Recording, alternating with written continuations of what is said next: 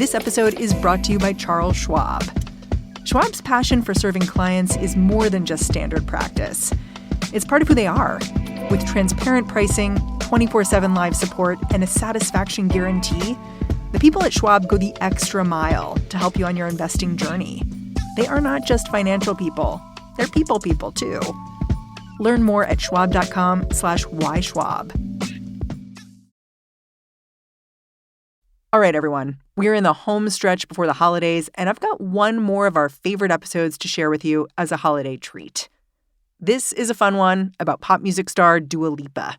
Back in March, we did a show about Dua's song Levitating, which had been hit with not one but two plagiarism lawsuits. But this conversation is also about the music industry and creativity. Anyway, here's the show. The British singer Dua Lipa has never been secretive about her songwriting. She's recorded interviews where she goes deep on her influences, analyzes her music stem by stem. Her latest album, she said the vibe was driven by a close-knit team.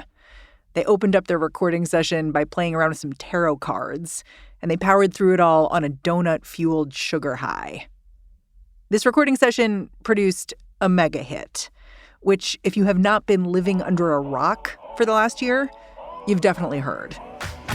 If you wanna run away with me, I know a galaxy and I can take you for a ride. This song, Levitating, it is the most streamed song of 2021. I called up a self-described Dua Lipa expert to talk to me about it. Guilty as charged, I suppose. Jeremy Orosz teaches music theory at the University of Memphis. He's happy to admit he is a straight-up fan of Dua. You know, she has the most honest album name that maybe I've ever heard, Future Nostalgia. I've never heard that. I've never heard one so honest and transparent, because there is a lot of nostalgia for music of the 70s through 90s. And I wouldn't say it's derivative of that, but it certainly is inspired by a lot of the great hits of those decades. Is that kind of nostalgia a little dangerous right now? Oh, yes, absolutely. Jeremy's saying this nostalgia can be dangerous because of what's happened over the last few weeks. Just as Levitating became the longest charting song by a woman in Billboard Hot 100 history, Dua Lipa got slapped with a plagiarism lawsuit. 2 plagiarism lawsuits, actually. The funny thing about these legal cases, though, is that the people behind Levitating, they've already said this song is sort of a tribute. It channels artists like Blondie, Daft Punk, Jamiroquai, Prince. But those are not the artists who are suing here. How common are plagiarism lawsuits in the music industry right now? They're extremely common. Not too many end up making headline news, and a lot we never really hear about. If you are a big artist, do you just need to build into your life, like, you're going to get sued over your music? People are going to say you copied them. Absolutely. Today on the show, how long-shot lawsuits against pop's biggest stars are reshaping the music industry. I'm Mary Harris. You're listening to What Next? Stick around.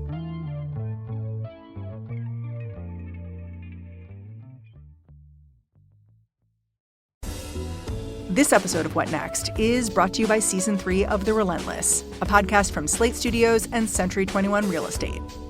If you're an entrepreneur, you know just how challenging it can be to run a business.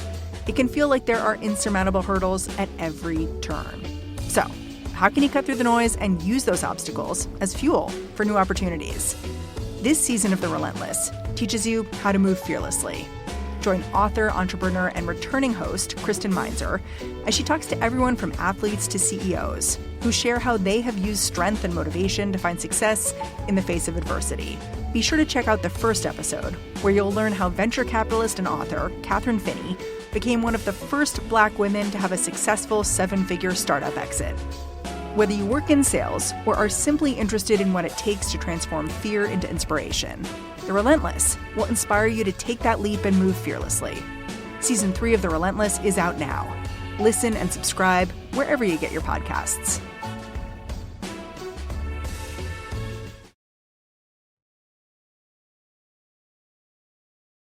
Before we get into the specifics of these copyright cases against Dua Lipa, I think it might be useful to just talk about plagiarism in music more broadly.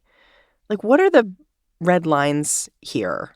Like, when does it go from a song paying homage to another song to a song stealing from another song?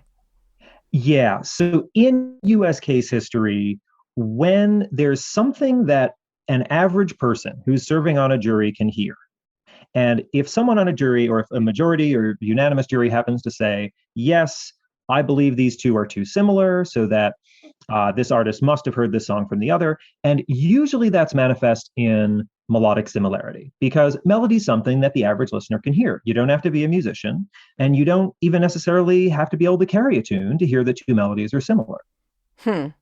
But aren't a lot of melodies similar? Like, there are only a certain number of notes available to play. Yes, which is why a lot of lawsuits are, I think, pretty silly. And a lot are just thrown out. A lot never make it to trial because a judge will see this and say, I've heard dozens of songs that do this. And that's really what happens with most of them, I think. But like I said, there are plenty we don't hear about.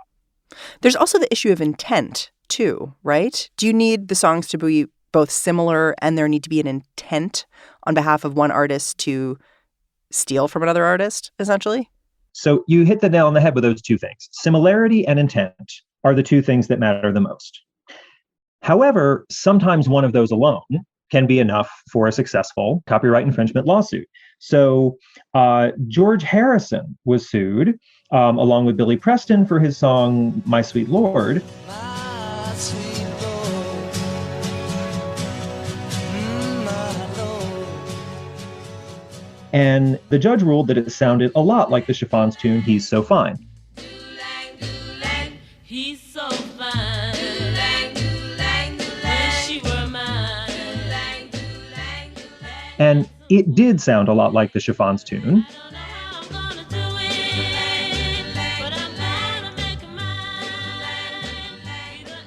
But there were countless witnesses that attested to the fact that My Sweet Lord was written as part of a jam. They just wrote it backstage before a gig in Copenhagen. So there's no intent there. Absolutely no intent. That's what the songwriters said.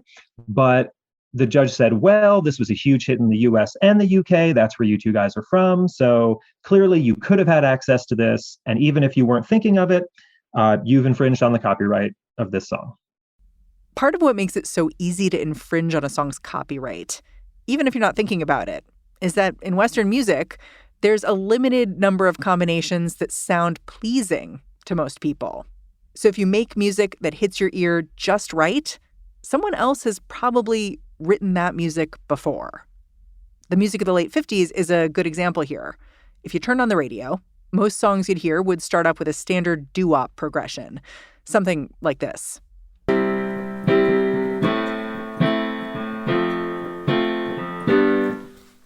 That sounds so familiar. Yeah, what song is that? The short answer is it doesn't matter. It depends what we do with the rhythm of it. If we were to add some triplets to it, something like this. Then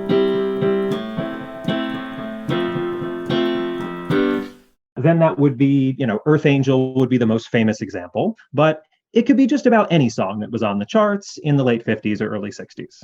And at the time, were those artists suing each other's faces off? No, because there was already ample precedent that using the same chord progression, especially if it's a common progression, was not considered copyright infringement. So then what's different with this case or with these series of cases in the last few years? Well, there's been, suppose, a greater awareness that this can be a great revenue stream if you're an artist and you've stopped getting as many royalties on a song you wrote a long time ago. And that really came to a head starting in the early 90s when there was a slew of lawsuits about sampling. So with that sort of culture of greed, which is really what I think fuels it all, anytime you think, I bet I could win a case about this because someone wrote a song that sounds like my song, far too often that happens. And that's become more common in the last 30 years. So let's talk about levitating. Earlier this month, not one, but two different plagiarism accusations surfaced against Dua Lipa. Can you talk me through these accusations, who the accusers are, and why they've come forward. I guess we should start with Article Sound System. They wrote the song Live Your Life. That's right. So they filed their lawsuit on March 1st, and they're claiming that the song Live Your Life sounds a lot like Levitating.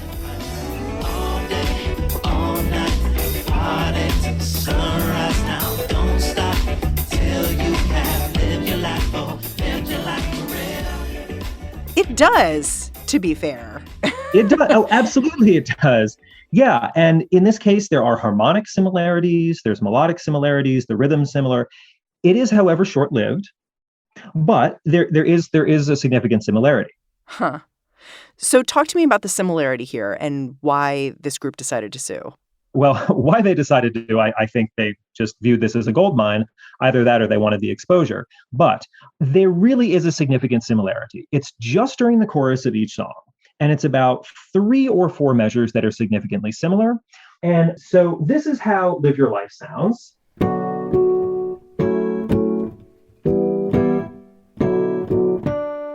While Levitating sounds more like this.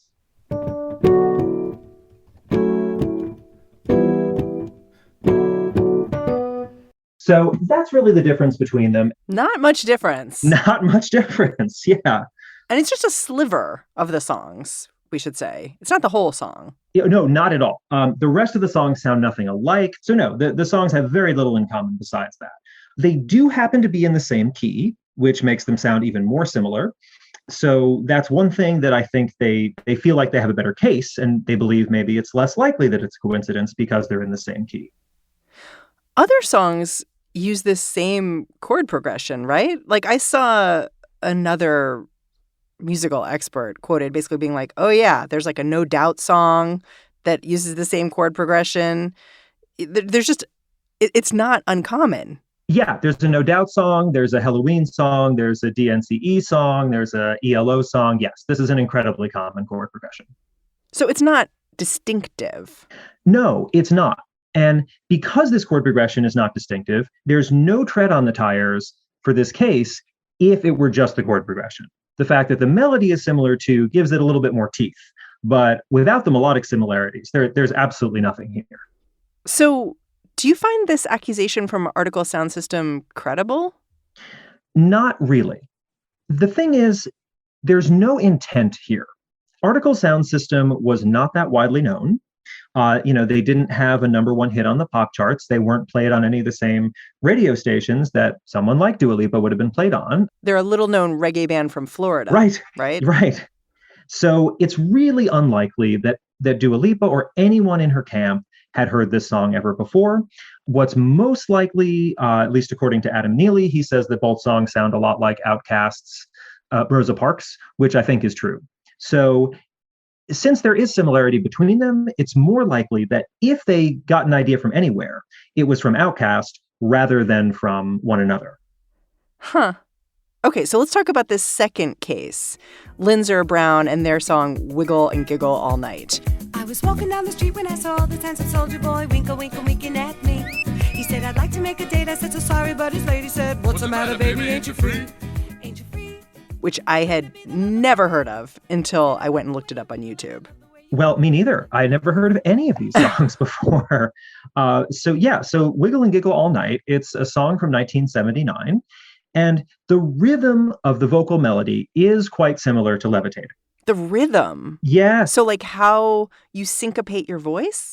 Well, it's a long string of 16th notes that are grouped in kind of the same way. Give me an example. So the first 2 lines of Wiggle and Giggle are essentially this.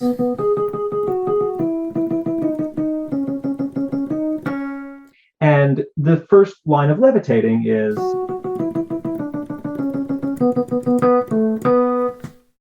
So the rhythm is basically the same. But isn't that just like fast rhythm? Yes. No, it's a little bit more than that. I just played 2 measures. And I think they believe they have a case here because there are 8 measures with some similarity. Now, the similarity is primarily rhythmic, which historically would not seem to give them enough of a case. But I think they think that because the first 2 lines are quite similar to one another. Then the third line is different, and then the fourth line brings it all home. And they both follow that same kind of template. So because it's more extensive rhythmic similarity that goes on for 8 bars, they think they have a case. But I've heard that this kind of structure in a song is quite common.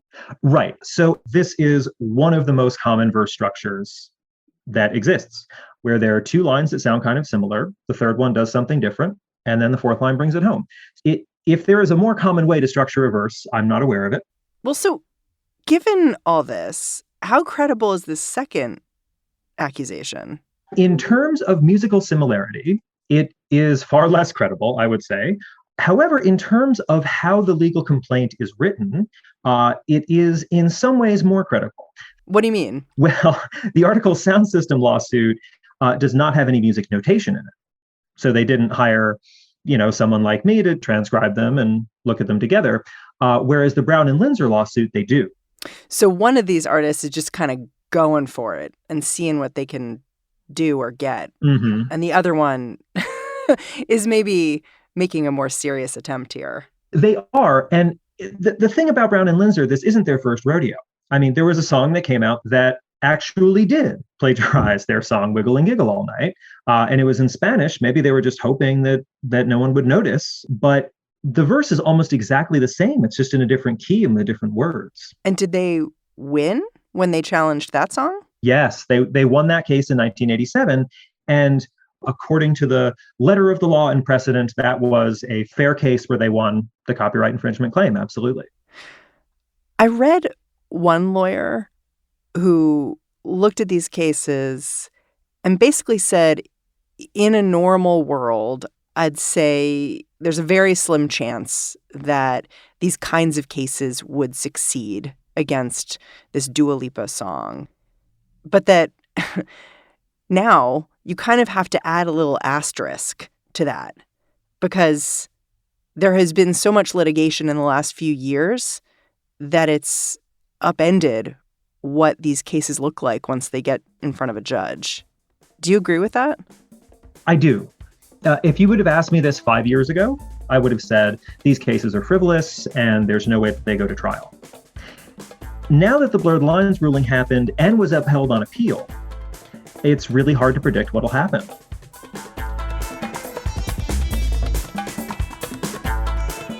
After the break, how one ruling against one songwriting team means none of the conventional wisdom applies anymore in these copyright infringement cases.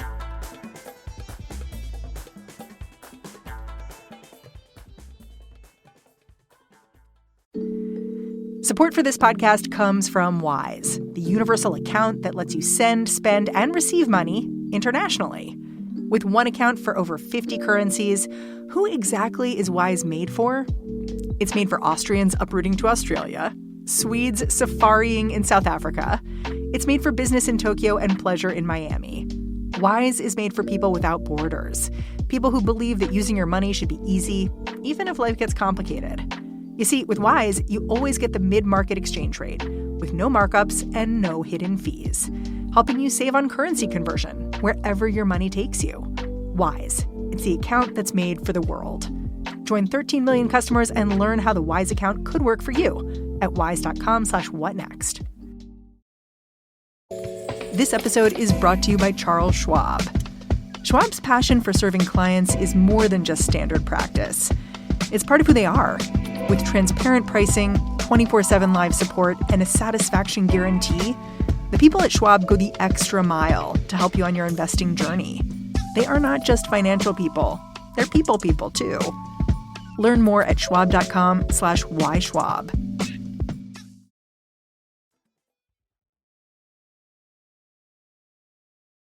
You might remember Robin Thicke and Pharrell's smash hit Blurred Lines. Everybody get up. This song came out in 2013. It was immediately controversial because of the way it condoned rape culture. One camp that was not a fan of Blurred Lines for a different reason was the estate of Marvin Gaye.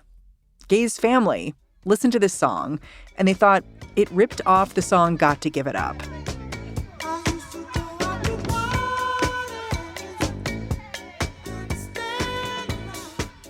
Pharrell and Robin Thicke actually sued the Gaye estate preemptively, hoping a judge would rule they were in the clear here. But the lawsuit backfired. They were found to owe Marvin Gaye's family millions of dollars. And this ruling was unexpected because what Marvin Gaye's family was alleging wasn't that Blurred Lines had copied any particular musical element that could be found on a piece of sheet music. What they'd cribbed was Marvin Gaye's style, something that had never been subject to copyright in the past. They had tried to find some forensic musicologists to support them, and their first attempts, people turned them down and said, no, I don't think there's enough similarity between these songs. Huh. Yeah, which is astounding. Was that sort of like looking out for the industry more broadly, like just saying we shouldn't be filing these kinds of lawsuits, or what? I think that might be sort of a hidden consideration there, but a lot of expert witnesses said, and I would agree with this, that the notes and rhythms and melodies and chords, very little of that's similar, but the style is similar.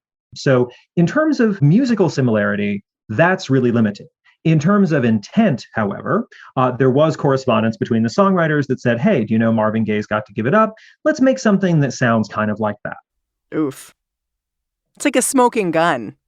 It was a smoking gun, the fingerprints on the murder weapon, whichever one of those, crime story ones we want to use. So there is a smoking gun in that case. So unlike the George Harrison case, which was similarity without intent, this was intent without, in my opinion, much similarity at all. Huh. I mean, I read about the case here, and it sounded kind of wild.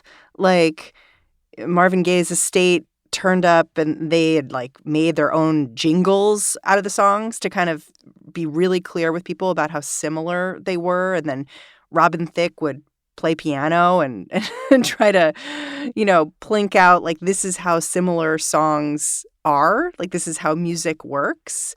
Can you just bring me inside the courtroom a little bit? Sure. Well, the expert witnesses were able to just create what they called a constellation of similarities. And that's how they persuaded the jury. They said, well, if you look at this and this and this, these are some distinctive stylistic features. And, this is not typical of Motown era bass lines. And here's this one distinctive feature. And hey, we find this in Blurred Lines too. And, in the past, that level of musical similarity would not have led to a successful lawsuit. But what's interesting is what happened in the appeal 3 years later in 2018, where 2 out of the 3 judges in the Ninth Circuit upheld the original ruling, but the dissenting judge called that precedent dangerous because the 2 excerpts really were not all that similar and said that the Gaye estate was successful in copywriting a musical style. A whole style. Yes. What I can't shake is that collage to me seems to be the art of the 21st century. Whether you're talking about making a meme or making a song, you're talking about repeating something, altering it slightly, and extracting joy from that repetition. And it seems like that's actually always been the case. We've always done that. It just happens a lot faster now. So people are around to see their art be repurposed in this way. What do you think is lost when the reaction to seeing your art spread is a lawsuit? Yeah, that's highly unfortunate. If artists aren't allowed to sample even a short segment without getting a license, that does harm creativity. And if someone comes up with something in an improvisation or just in a jam, which happens all the time, which seems to be, by the way, how levitating was created, it was improvised. So if something you come up with in a jam, you then realize, this sounds like something that I've heard before. If you can't use it then, even though you weren't even thinking about it when you wrote it, that's disappointing. That'll slow down the pace of creation of art. And that doesn't incentivize the creation of art. This slowdown, some people say it's already happening. Jeremy says there's one case in particular that he thinks about all the time because it shows the way these lawsuits, even when they're correct on the facts, ignore the benefits of repurposing music, making it new again. In 1991, the pop group called the Turtles, they sued the rap group De La Soul for sampling a short segment, I think it was 12 seconds of their song You Showed Me, in De La Soul's song Transmitting Life from Mars. And they ended up settling for $1.7 million.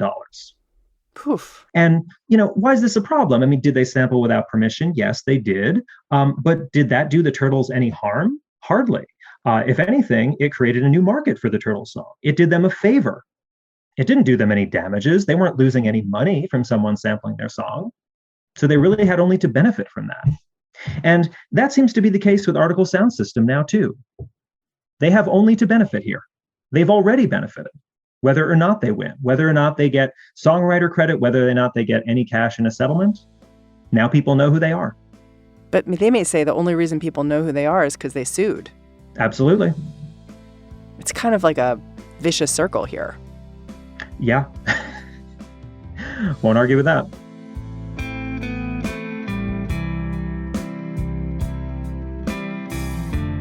Jeremy Orosz, thank you so much for joining me, playing a little music. Absolutely. It was a joy to be here. Jeremy Orosz is an associate professor of music theory at the University of Memphis.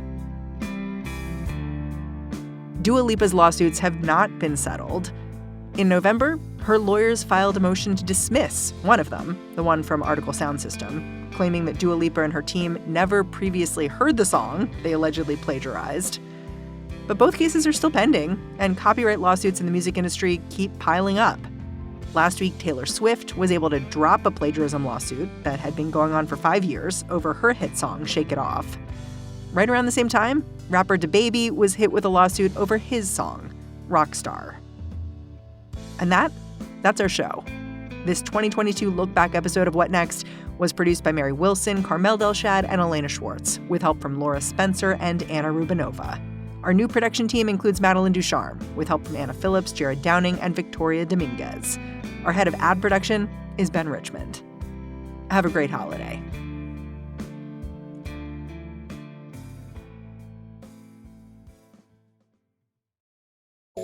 This episode is brought to you by Charles Schwab.